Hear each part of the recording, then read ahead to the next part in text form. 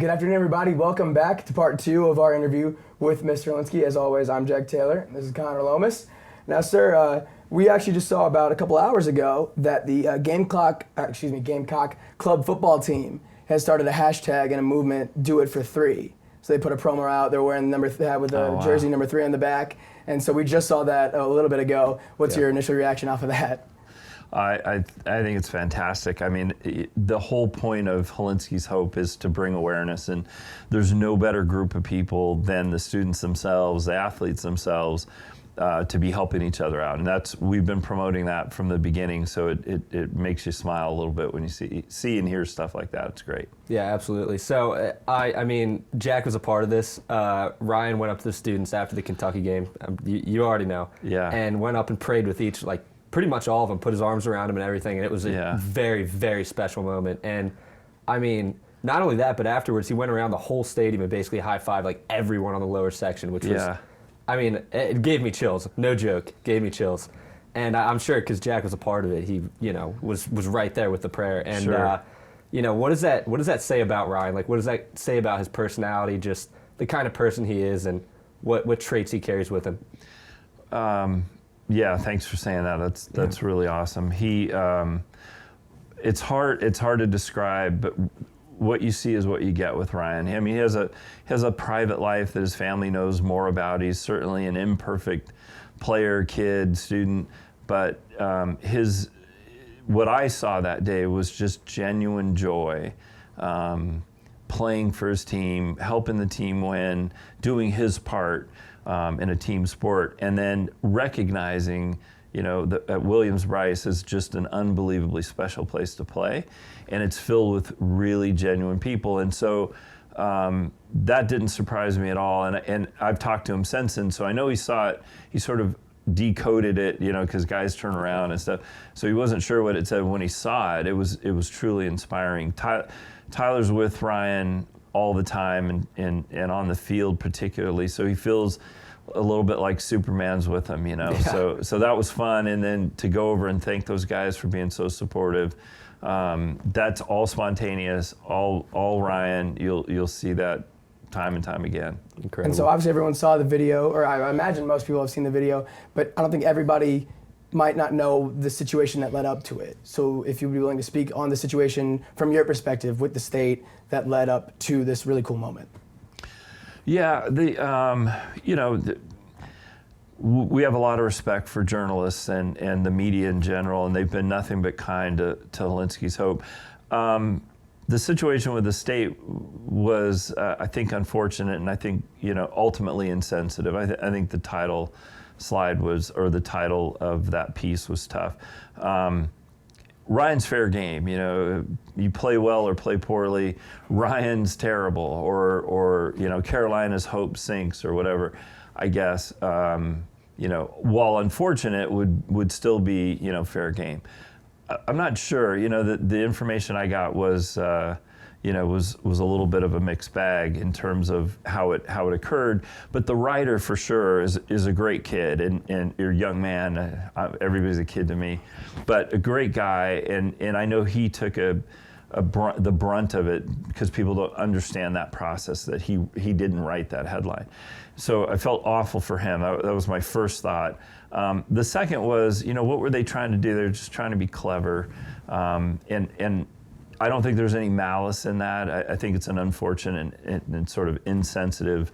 The way we found out about it was even more difficult because, you know, it affected Ryan, and Ryan apologized to us about his poor performance affecting Hilinski's Hope, and that, to me, it floored Kim, and that's Ryan, of course, you know, trying to take responsibility, but it doesn't belong. You know, it's not part of football. His performance is, but dragging Hilinski's Hope into it probably wasn't.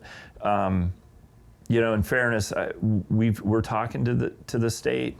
I think Hilinski's Hope and in Tyler's memory and honor of Tyler, you know, trying to turn something that was, you know, less than positive into something that could be helpful in the future is what we're working toward. And they're very receptive and have been great about contacting us. So, we look forward to figuring something out there in the future. Yeah.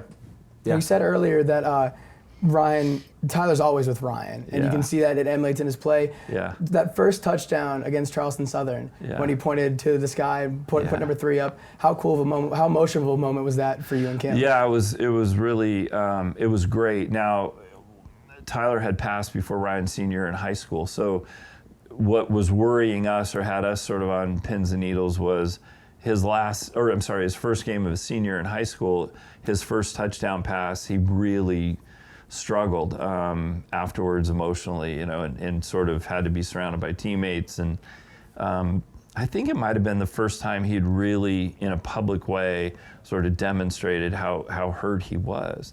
And so we didn't know what to expect when that happened. But, I was thrilled for him. And listen, I live for the times I can see him smile and be happy, right? So a lot of that comes on the football field, and he's worked really hard to get there. So Kim and I both, and Kelly was with us, and we were super excited for him. Yeah, absolutely. So going back to that whole state situation, the bounce back game that Ryan had against Kentucky, and to go out there and win, and you were talking about the pure emotion he's showing after the game and everything. That says so much, not about just the person he is, but his leadership into the team and everywhere else. So talk a little bit about maybe, how does he show his leadership, and where did that even come from in general? Yeah, I have 3 kids, and Kelly was very type A. He was loud and led with his play and his mouth and his pumping up the team. Tyler was less like that. He was first guy in the weight room, last guy out. He'll show you how to be a leader. Ryan's got the best of both of those, in my opinion. He was very concerned and conscious about not walking in and trying to take over or overtly, get guys to lead. He trusts his seniors, and he trusts the leadership there at the school. The coaches have been amazing, and I'm really proud of the way he's sort of done that, right? Because you don't walk in and take over anything. This has been Jake's team for a long time, and it was an awful situation to come in from, but the team's been very supportive. I think Ryan's work ethic is probably something that they get to see on an everyday basis, and they give him a lot of credit for that. And I think that's the only way to do it, right? But at the end of the day, winning is what the team is supposed to do. That's our goal for the game. And when we win, it's a team success. And when we don't, it's a team loss as well. But it's a little easier to pick out performance issues. And certainly, in the Kentucky game is a great example where he was asked. And there's a lot of RPO stuff and football stuff where the play calling is also partially Ryan's responsibility to read defenses and so forth. But his goal was to win the game, as it is the week before and the week after. And so he'll take whatever they give him. And I think he has obviously has a ton to learn. And he'll continue to progress and improve, but not as a quarterback, but as a part of a larger group and as a team. And I think that leadership quality, he's not worried about a stat line. He's not worried about percentage completions and so forth. He's there to help that team be successfil. Yep. So I got to ask, what's your outlook for the Georgia game coming up? We were talking about it a little bit off camera. I as a young football player, as a dad of a bunch of quarterbacks, we expect to win every week. If you don't, you shouldn't be out there, right? Yeah. So we as a family know a little bit of the coaching staff. We know some of the players on the team.